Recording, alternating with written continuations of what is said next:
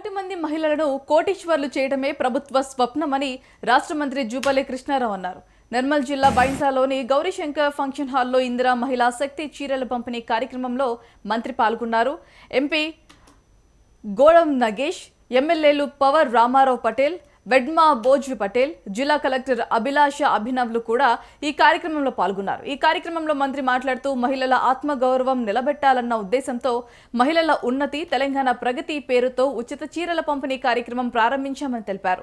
రాష్ట్రంలో సంబంధ వర్గాల ప్రజల స్వరంతో ముఖాభివృద్ధి ధ్యేయంగా ఎన్నో పథకాలను అమలు పరుస్తున్నామని తెలిపారు.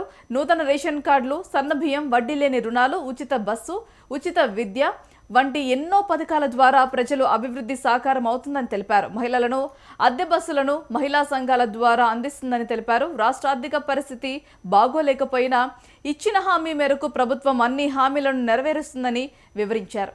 మునుముందు లబ్ధిదారులందరికీ కూడా ఇందిరమ్మ ఇళ్లను కట్టిస్తామని మంత్రి స్పష్టం చేశారు.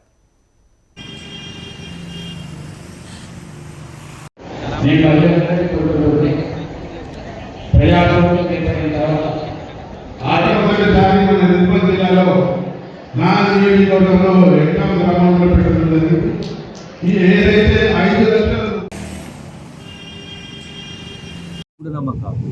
ఈ రోజు నేను ఒక ఇందిరమ్మ ఇల్లు మా దగ్గర మాచినపల్లి గ్రామంలో ఇందిరమ్మ ఇల్లు పునాది రాయిస్తున్న సందర్భం. తల్లి ఉంది, కొడుకు, కోడలు గర్భవతి రాలేదు. తల్లిని కొబ్బరికాయ కట్టమంటే అక్కడ ఉన్న వాళ్ళు ఉండి ఆమె భర్త నీడు ఆమె కొట్టం ఎందుకు కొట్టకపోతున్నారు అంటే, ఒకవైపున భర్త చనిపోయి బాధలు, సొంత ఇల్లు కట్టుకుంటున్నప్పుడు కొబ్బరికాయ కొట్టడానికి కూడా కొట్టండి, ఇంకా వాళ్ళకి బాధ పెట్టారా అంటే ఆమె కొబ్బరికాయ కొట్టి చూసుకున్నారు. ఇవన్నీ మూఢనమ్మకాలు. అంటే ఇటువంటి అన్నిటిపైన అవగాహన కల్పించి చదువుల పేరు మీద ఖర్చు పెట్టేయాలి, చదువులు బాగా చెప్పేయాలి. అంటే ఆరోగ్యాల పేరు మీద ఆరోగ్యాలు పాటు చేసుకుంటారు, ఇది పాటు చేసుకుంటారు. రోజు ఒక గంట మంది కాదంటే ఇల్లు దూరాలు ఎంత పడుతుంది. ఏ దావకాలం చూసినా గవర్నమెంట్ దావకాలైనా ప్రైవేట్ దావకాలైనా కట్టకూడదు జనం ఆరోగ్య బలవాళ్ళు రకరకాల మీ ఖర్చులు కూడా దీని మూలంగా అప్పుల వాళ్ళు చేతులు అందరి సంవత్సరాల నుంచి దాచుకుంటారు.